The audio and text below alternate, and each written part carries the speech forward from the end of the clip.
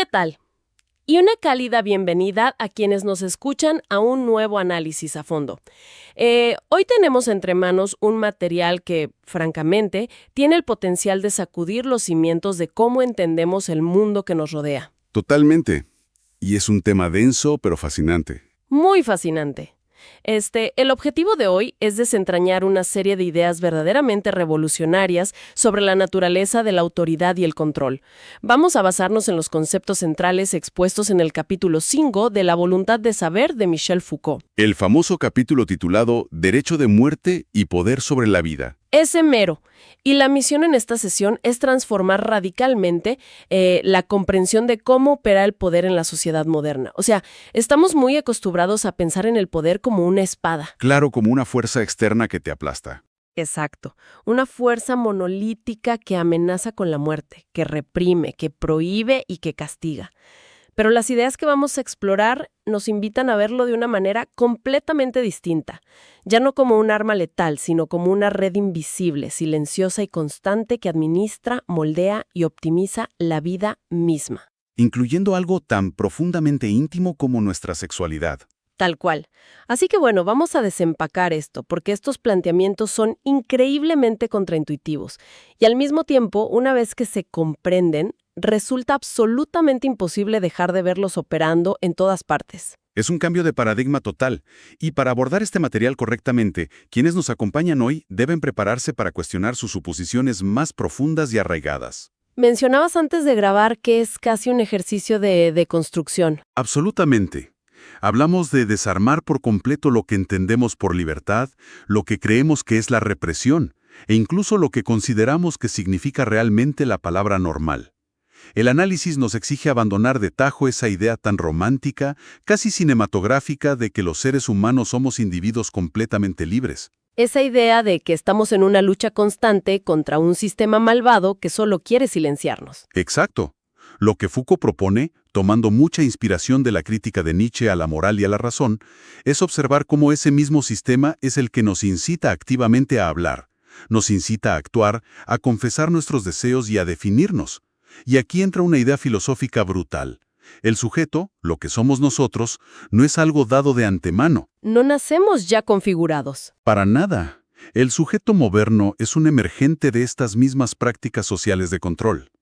Es un viaje conceptual que nos lleva desde la figura imponente del rey absolutista en su trono hasta las dinámicas silenciosas de un laboratorio moderno, un salón de clases o una clínica psiquiátrica. Me fascina esa imagen visual, el paso del trono del rey a la asepsio del laboratorio. Empecemos precisamente por esa primera parte, por esa transición histórica que establece las bases de todo lo demás. El texto describe de manera muy detallada cómo operaba el modelo clásico de autoridad. Lo que se denomina el poder soberano. Así es. Y para ilustrarlo, se recurre a un concepto histórico bastante brutal, que es la antigua patria potestas romana. Básicamente, bajo el derecho romano temprano, el padre de familia, el patriarca, tenía el derecho legal y absoluto de disponer de la vida de sus hijos y de sus esclavos. Una autoridad total sobre la vida y la muerte. La lógica era escalofriante, pero muy simple. Como él era quien les había dado la vida, o al menos los mantenía, se sentía con el derecho inherente de quitárselas si así lo decidía. El poder durante muchos siglos se definía casi exclusivamente por el privilegio de sustraer. Era un poder basado en la deducción. Exacto, en la resta. El soberano demostraba su fuerza quitando riquezas mediante impuestos, quitando tiempo mediante trabajos forzados y, en última instancia, quitando la sangre. El lema de este poder soberano era hacer morir o dejar vivir. Hacer morir o dejar vivir. Es una fase clave. Y su símbolo máximo, por supuesto, era la espada. Si nadie amenazaba al rey, el rey dejaba vivir. Pero si alguien osaba desafiarlo, el rey hacía morir en un espectáculo público de tortura y ejecución. Lo fascinante aquí es cómo Foucault traza una transformación masiva, tectónica, en las sociedades de Occidente a partir de la Edad Clásica. Llegó un punto en la historia donde el poder dejó de ser predominantemente esta fuerza de deducción, de extorsión y de amenaza de muerte. Empezó a mutar. Empezó a volverse mucho más sofisticado. Se transformó en una fuerza de incitación, de control, de vigilancia constante y sobre todo de optimización. La autoridad ya no buscaba simplemente destruir fuerzas rebeldes o doblegarlas bajo el peso del terror. Ahora buscaba producirlas, Producirlas, hacerlas crecer. hacerlas crecer, ordenarlas y sacarles el mayor provecho posible. Y aquí es donde el antiguo lema de hacer morir o dejar vivir experimenta una inversión que resulta escalofriante cuando se analiza a fondo. La nueva frase. Exacto. El nuevo lema de las sociedades modernas se convierte en hacer vivir o rechazar hacia la muerte. Hacer vivir. Esto significa que el papel principal de las instituciones estatales y sociales ahora es garantizar, sostener y multiplicar la vida. La muerte deja de ser el despliegue glorioso del poder del soberano en la plaza del pueblo. La muerte se convierte en el límite del poder, en el fracaso del sistema. Es el punto exacto donde la autoridad ya no puede intervenir ni administrar. Espera, porque esto levanta una duda gigantesca. Si asumimos que este nuevo poder moderno, digamos, a partir del siglo XVIII o XIX, busca proteger la vida, fomentarla y administrarla positivamente, ¿cómo encajan las masacres masivas? Es la gran pregunta. Porque los siglos XIX y XX fueron los más sangrientos de la historia humana. Hablamos de guerras mundiales, de holocaustos, de aniquilación a una escala industrial nunca antes vista. Si el poder ahora es benévolo y quiere que vivamos, parecería una paradoja total que hayamos creado mataderos mundiales. Parecería una paradoja insalvable, pero es precisamente ahí donde reside el núcleo más oscuro y revelador de esta teoría. Las guerras ya no se libran para defender el honor del rey o proteger la extensión de su reino personal. Las masacres modernas se llevan a cabo en nombre de la supervivencia biológica de poblaciones enteras. Ah, es una justificación completamente distinta. Totalmente. Si conectamos esto con el panorama general, vemos que el poder de exponer a una población inmensa a la muerte es el reverso exacto de la moneda de garantizar la existencia de otra población. Las matanzas se volvieron vitales, por perverso que suene. Su propia especie, su propia raza o su propia nación pueda seguir viviendo y prosperando. El genocidio moderno y la amenaza atómica no representan un retroceso a la época medieval de la espada. No son un error en el sistema. Son la consecuencia lógica, el lado más destructivo, de un poder que ahora opera a nivel de la especie humana y de la supervivencia biológica masiva. El cinismo absoluto de este sistema radica en que justifica la aniquilación exhaustiva del otro, argumentando que es una medida de higiene biológica para que los nuestros sobrevivan. Es una óptica devastadora. Básicamente, se mata masivamente en nombre de la vida, no en nombre de la ira de un rey. Ahora, para entender cómo se ejerce cotidianamente este poder sobre la vida, este famoso biopoder, el texto desglosa dos polos principales que empezaron a desarrollarse como tecnologías de control desde el siglo XVII. Las dos grandes tecnologías del poder. Así es. El primero es lo que se denomina la anatomopolítica de los cuerpos humanos. Esto tiene que ver con las disciplinas. Imaginemos el cuerpo individual visto puramente como una máquina perfectible. De repente en la historia vemos surgir y consolidarse instituciones muy específicas. Las escuelas, los hospitales. Las escuelas con sus pupitres alineados, los cuarteles militares con sus rutinas milimétricas, los talleres de las fábricas con sus campanas y horarios estrictos. Todas estas arquitecturas y rutinas surgen para educar el cuerpo, para aumentar sus aptitudes, para extorsionar sus fuerzas de manera eficiente y sobre todo para hacerlo dócil. Es el control al milímetro de la postura, del tiempo, del movimiento. Y eso cubre al nivel microscópico, el del individuo. Pero si este poder necesita administrar a millones, la disciplina en el salón de clases no es suficiente. Por eso surge el segundo polo que toma forma un poco más tarde, hacia mediados del siglo XVIII. La biopolítica. Exactamente. Este segundo polo no se centra en el cuerpo individual, sino en la población como una masa global. Aquí el enfoque es el cuerpo-especie, los grandes procesos biológicos que afectan a las naciones enteras. De pronto, los gobiernos empiezan a obsesionarse con medir las tasas de natalidad, la mortalidad endémica, las políticas de salud pública, la esperanza de vida. Todo se vuelve estadística. El control de epidemias, las migraciones. Mientras la anatomopolítica vigila al estudiante para que se siente derecho o al soldado para que marche al mismo paso, la biopolítica regula a toda la masa humana mediante la estadística, la demografía y las campañas sanitarias. Operan en conjunto. Juntos, Entrelazados de manera inseparable, estos dos polos, las disciplinas minuciosas del cuerpo y las regulaciones masivas de la población, constituyen la gran y compleja red de lo que Foucault llama el biopoder. Aquí es donde se pone realmente interesante. Y me pregunto, ¿cómo encaja todo esto con la revolución industrial? Porque salta a la vista una conexión directa entre esta inmensa maquinaria de biopoder y el ascenso meteórico del capitalismo.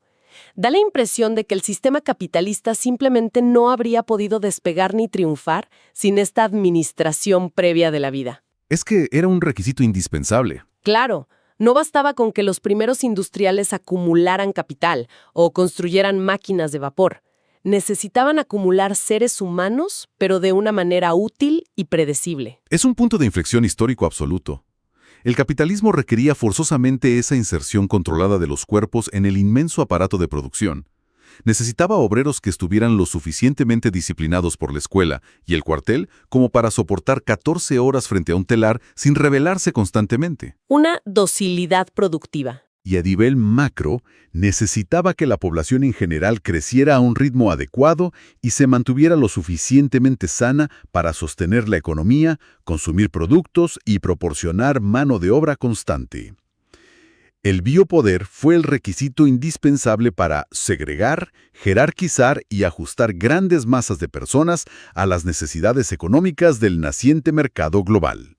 Y al parecer, esta inyección del poder en la vida biológica trajo consigo otro cambio monumental a nivel de cómo se juzga a la sociedad. Hablamos del paso de una civilización guiada por la ley a una civilización guiada por la norma. Este es un concepto fundamental. La ley, históricamente, operaba de manera binaria, legal o ilegal. Estaba armada con la espada y su respuesta final, su recurso definitivo frente a quien la transgredía gravemente, era la muerte. Pero un poder moderno cuyo objetivo primordial es administrar, medir y optimizar la vida, necesita herramientas mucho más sutiles. Exactamente. Necesita mecanismos continuos, reguladores y correctivos. La muerte es definitiva, no corrige nada. Por eso vivimos hoy en una sociedad normalizadora. Las sociedades de control. Una sociedad que busca constantemente calificar, medir, evaluar y jerarquizar a las personas en torno a un estándar, a una norma de utilidad y salud. Pensemos en las evaluaciones de desempeño en una oficina, en las calificaciones escolares, en los percentiles de crecimiento de un bebé en el pediatra. Siempre estamos siendo medidos. No estamos siendo juzgados por una ley que nos condena a muerte. Estamos siendo medidos contra una norma que determina si somos normales, productivos o si necesitamos corrección o terapia. Foucault adopta mucho este modelo nietzscheano donde el conocimiento y la verdad no son objetivos, sino herramientas de este mismo poder para clasificarnos. Y eso explica de manera muy elegante el declive histórico de la pena de muerte en la mayoría de las sociedades occidentales. Durante mucho tiempo se ha contado la historia de que abolimos las ejecuciones públicas porque la humanidad de repente alcanzó un nivel superior de empatía, compasión y civilización. La narrativa del progreso moral. Sí, pero bajo esta lupa, la razón es mucho más fría y calculada. Para un poder cuya razón de ser es organizar, curar y multiplicar la vida, el acto de degollar a alguien en una plaza pública resulta una contradicción flagrante. Es casi un escándalo administrativo. Totalmente. Por eso, cuando hoy en día un Estado justifica la muerte o el encarcelamiento extremo, rara vez lo hace invocando el crimen como una ofensa moral al líder. Lo hace argumentando que ese individuo es un peligro para la sociedad, un monstruo inadaptable o una amenaza biológica para la salvaguarda de los ciudadanos sanos. Se ha pasado de castigar la desobediencia moral a extirpar lo anormal. Y en medio de todo este inmenso cambio operativo, de esta sofisticada tecnología política de la vida, llegamos al núcleo de lo que resulta ser el engranaje más poderoso, el dispositivo de sexualidad. Y aquí hay que plantearse una pregunta crucial. A ver. ¿Por qué, de repente, en los últimos 200 o 300 años, la sociedad occidental se volvió tan profundamente obsesionada con el sexo?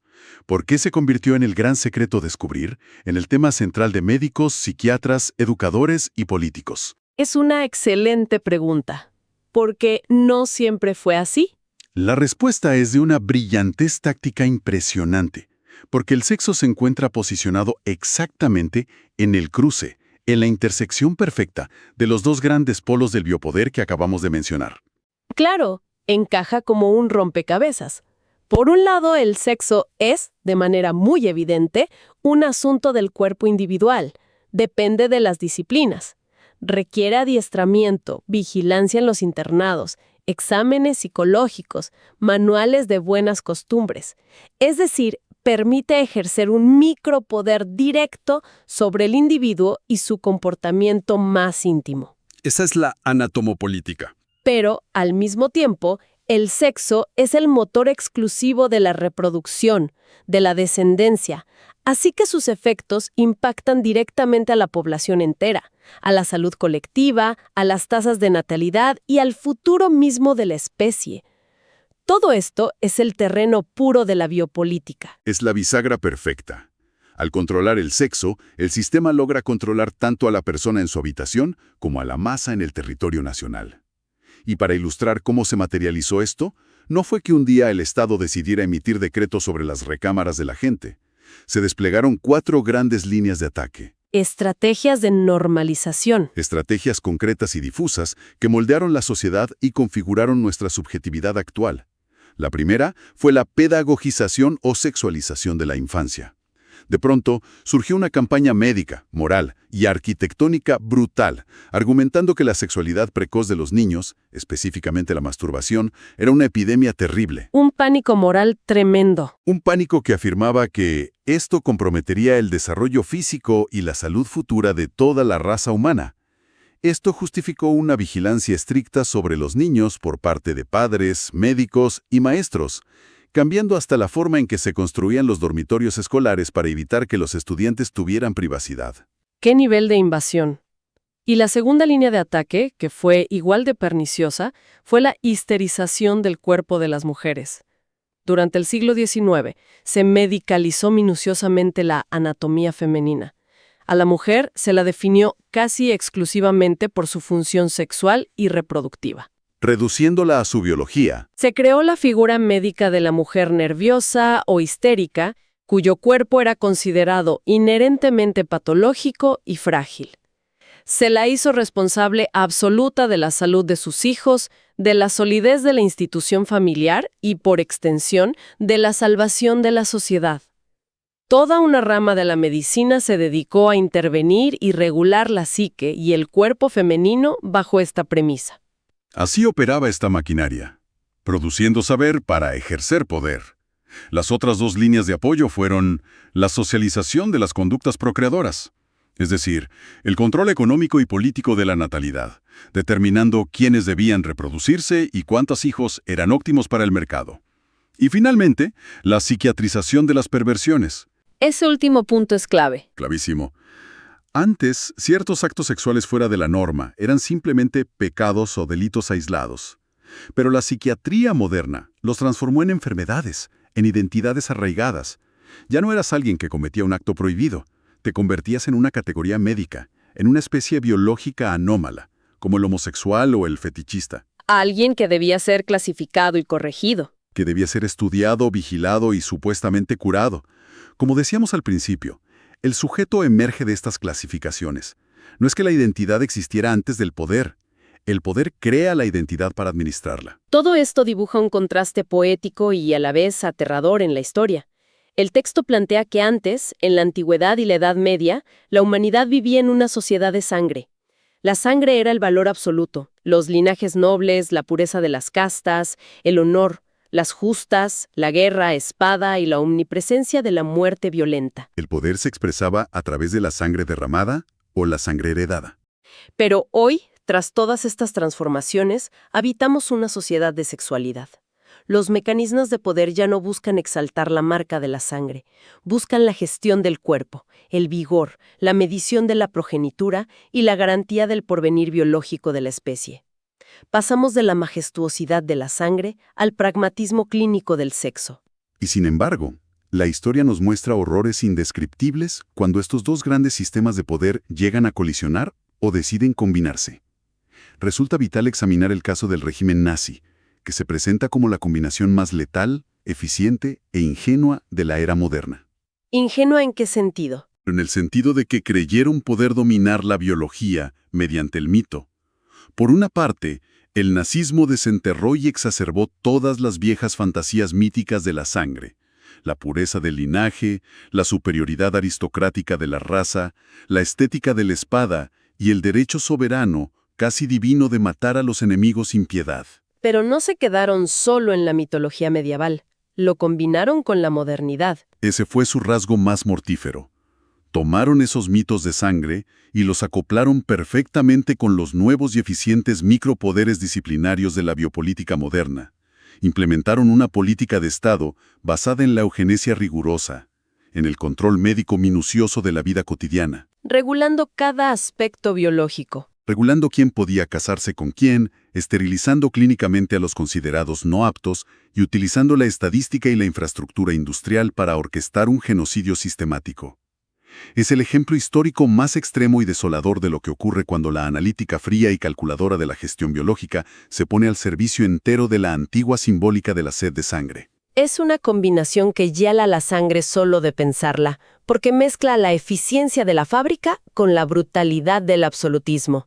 Todo este recorrido analítico nos empuja inexorablemente hacia la idea más contraintuitiva y radical de todas las que hemos tocado hoy. Prepárense. Para la visión contemporánea que tenemos sobre nosotros mismos y sobre el sexo.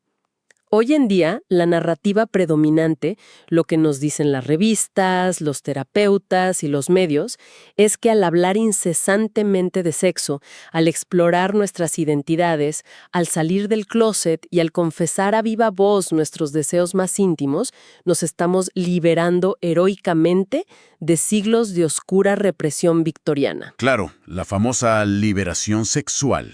Existe la convicción profunda de que al hablar de sexo estamos desafiando al sistema conservador. Suena a una gran victoria del progreso social, pero es aquí donde el análisis arroja un auténtico balde de agua fría sobre nuestro optimismo moderno. Foucault argumenta con brillantez que la idea misma del sexo, entendido como esa fuerza autónoma, originaria, rebelde y oscura que supuestamente habita en nuestro fuero interno y que debemos descubrir a toda costa, es en realidad una creación completamente artificial. ¿Un invento? Es un punto imaginario engendrado, alimentado y promocionado por el propio dispositivo de poder biopolítico. La revelación dolorosa es que no existe una esencia biológica pura y rebelde llamada sexo que el poder estatal intente reprimir torpemente. Al contrario, es el propio dispositivo de poder el que produjo la categoría del sexo para tener una excusa perfecta y poder invadir, categorizar y organizar hasta el último rincón de nuestras vidas. Es como darse cuenta de que el mapa del laberinto fue dibujado por el propio celador. Creemos genuinamente que el acto de revelarnos consiste en descubrir la verdad inquebrantable de nuestro sexo. Pero la realidad es que esa urgencia constante por confesar, por ir a terapia para desenterrar traumas sexuales, por clasificar obsesivamente nuestra identidad en nuevas subcategorías, Todo eso es exactamente el comportamiento que el poder necesita para funcionar. nos incita a buscar ansiosamente esa supuesta verdad interior. Porque al catalogarnos y definirnos es la forma más efectiva de atarnos a su inmensa red administrativa. Resulta ser un pacto casi fáustico. Entregamos voluntariamente la totalidad de nuestra energía, nuestra atención y nuestros datos más sensibles a cambio de conocer la supuesta verdad soberana de nuestra sexualidad. Incluso la disciplina del psicoanálisis recibe una mirada crítica bajo esta luz. Se reconoce que, en su momento histórico, el psicoanálisis freudiano intentó teóricamente proteger al sujeto, volviendo a inscribir la sexualidad bajo la antigua idea de la ley, Centrándose en el tabú, la prohibición. centrándose en la figura del padre, el tabú del incesto y la prohibición. Fue una especie de maniobra teórica para oponerse al peligroso ascenso de los fascismos y a las políticas médicas de degeneración biológica de principios del siglo XX.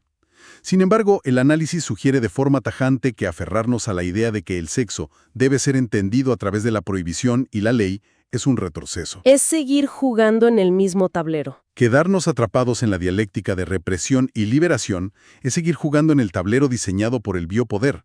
No estamos rompiendo el juego, solo estamos moviendo las piezas como ellos quieren. Entonces, en este panorama donde todo parece cooptado, Si hablar de sexo, liberarlo y buscar nuestra tan anhelada verdad sexual es simplemente seguirle el juego al gran dispositivo administrativo, ¿queda alguna salida?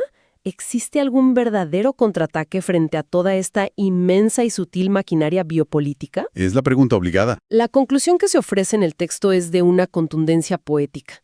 Se plantea que, para resistir verdaderamente a este dispositivo omnipresente, no se debe apelar a los derechos de nuestro sexo o a la liberación del sexo deseo. Hacer eso es luchar usando las armas forjadas por el propio enemigo. El verdadero punto de apoyo, el ancla para una resistencia real, deben ser los cuerpos y los placeres. Los cuerpos y los placeres. Es un concepto sutil pero profundamente liberador. Implica vivir la multiplicidad de sensaciones, experimentar el tacto, el afecto y la existencia física, sin sentir la necesidad constante de unificarlos bajo esa categoría rígida, restrictiva y totalmente inventada que llamamos sexo. Es no buscarle una etiqueta profunda a todo. Exacto. Es soltar la carga de las clasificaciones médicas, las normativas identitarias y la obligación perpetua de confesar nuestra verdad. Es una invitación radical a experimentar la vida misma sin tener que extraer, clasificar y etiquetar un secreto psicológico de cada sensación que experimentamos. Toda esta inmensa civilización occidental construyó enormes aparatos a lo largo de los siglos, no para silenciar o prohibir el sexo como nos han hecho creer, sino para obligarnos a hablar de él sin parar. Convenciéndonos de que ahí está la libertad. Convenciéndonos, con gran astucia, de que en esa confesión interminable radicaba nuestra gran liberación. Llegar al final de este extenso recorrido realmente cambia por completo la óptica, los lentes con los que observamos las instituciones que nos rodean en lo cotidiano. Obliga a ver que la medicina moderna, la psicología, los sistemas escolares y hasta nuestras conductas, dudas y confesiones más íntimas frente al espejo no son simples escenarios neutros de libertad individual o autodescubrimiento. Para nada. Son en realidad engranajes vitales de una inmensa e invisible maquinaria biopolítica que lleva siglos perfeccionándose. Nos hace pensar 2 veces la próxima vez que surja el impulso incontrolable de categorizar cada uno de nuestros deseos, de buscar etiquetas para definirnos o de descubrir nuestra verdadera identidad profunda, cuestionando severamente de dónde viene realmente esa necesidad y a quién beneficia que nos definamos de esa manera. Esto plantea una pregunta inmensamente importante para nuestra época contemporánea. Y es fascinante proyectar estas ideas hacia nuestro presente hipertecnológico. Si en el siglo XIX o XX el biopoder consistía en que un Estado lejano contara los nacimientos mediante censos, regulara los espacios físicos urbanos y controlara las epidemias con pasaportes sanitarios, Hoy la situación ha cruzado una frontera mucho más íntima. hoy llevamos relojes inteligentes en las muñecas y anillos con sensores en los dedos que miden ininterrumpidamente cada latido de nuestro corazón, la calidad y las fases exactas de nuestro sueño, los niveles de oxígeno en sangre, los pasos que damos y las fluctuaciones de nuestros ciclos biológicos. Es la anatomopolítica llevada al extremo digital. Y lo más sorprendente de todo es que enviamos todos esos datos de forma voluntaria, pagando por ello, a servidores en la nube manejados por corporaciones gigantescas. Hemos llegado finalmente al punto histórico en el que ya no necesitamos que una institución externa, una clínica o un Estado, nos vigile y nos regule con dureza, simplemente porque nos hemos convertido de manera voluntaria y entusiasta en los propios administradores biopolíticos de nuestra vida. Todo bajo la seductora promesa de la optimización personal. Exacto. El poder ya no necesita obligarte. Tú mismo te mides y que disciplinas para encajar en la norma. ¡Guau! Es una imagen que deja la cabeza dando vueltas por completo. Convertirnos alegremente en nuestros propios vigilantes biopolíticos parece ser en efecto la evolución definitiva y perfecta de esa red de poder invisible que hemos estado analizando. Con esa reflexión tan aguda cerramos nuestra inmersión de hoy. A las mentes curiosas que nos han acompañado durante este recorrido, la invitación queda abierta a seguir cuestionando, observando y desarmando esas estructuras invisibles que ordenan, miden y optimizan su día a día de formas que rara vez notamos. Muchas gracias por haber sido parte de este análisis a fondo y nos encontramos en la próxima exploración para seguir desempacando las ideas que moldean nuestro mundo.